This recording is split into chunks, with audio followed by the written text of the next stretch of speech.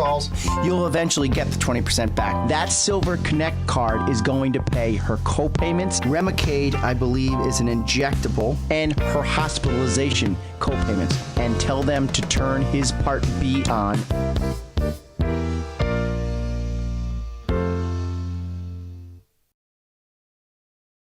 Regan. The show is called Medicare and You. Top of the hour. I have to do this right now because I have our ombudswoman person, definitely one of the most intelligent women I've ever met in my entire life, Victoria Veltri. Vicki, how are you? Good. How you doing, Michael? Okay, good. So they are the watchdog for you, the people out there, my people. Vicki, I have to tell you, the people call you up, they tell you your story, and you and your team snap into action. You email them, you send them in the mail a release of information form so you can take over the case.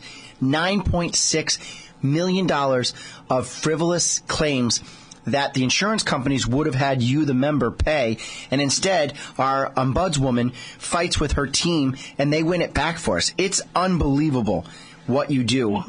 Is there any information for my listeners? Could I get some information? Because my phone's ringing off the hook.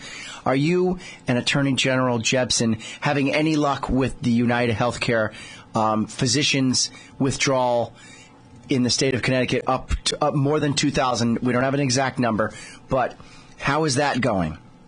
So right now that is obviously still in litigation. Okay. As you know, the court, district court had ordered an injunction be in place so that there could be no more termination from the network, at least for Fairfield and Hartford counties.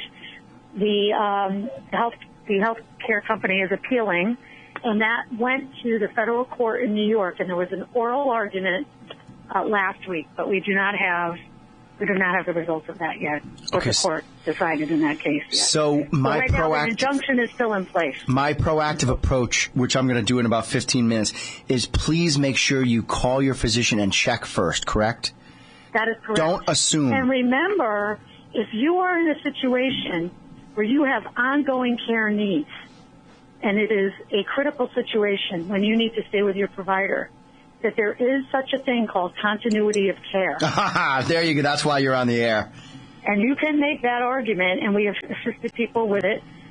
And even United has, acknowledged that need in some cases. You can make that argument that you must stay with that provider at the same rate the provider is getting now because of the necessity for the situation. So that is something to be aware of. And you are aware that some of this is being driven by CMS trying to achieve some carrier to get a 5-star rating. You heard about that, correct? Yes, I did hear about that. This was CMS driven. This was not just one large carrier saying that's it. If the carrier doesn't get reimbursed from CMS, because there's a stipend on the Advantage plans, and I'll go over that after we lose you, but this is not just United Healthcare people out there. It is CMS in conjunction with United Healthcare trying to say, in order for you to get a better star rating and to get maximum reimbursements, you need to have every I dotted and every T crossed. So we're very lucky to have yourself and Attorney General working for us on our behalf. We are definitely working on your behalf, but we are also, we are committed also to making sure that people get high-quality care. Right. And even though, those 5-star ratings, they're an issue for a lot of people, but there is a trend towards trying to make the care that we get be more quality-driven and be accountable. And I'm not sure that that's a bad thing.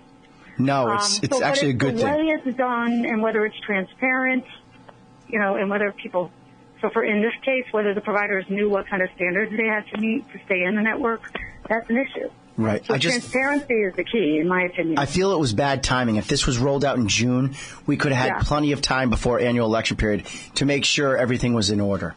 No question. The lack of notice to consumers was my biggest concern. There was lack of advance notice, and people didn't really have the knowledge to make an informed decision.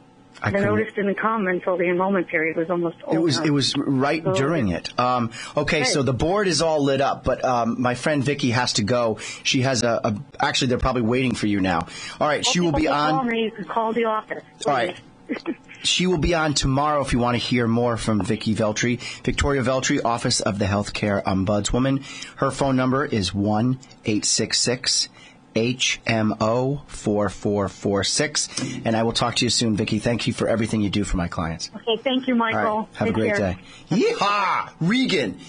I love it when I fight. She always sticks up for us. As you know, I'm kind of pro-client. I do work for the carriers, and I get paid by the carriers, but you always have to do the right thing and help people.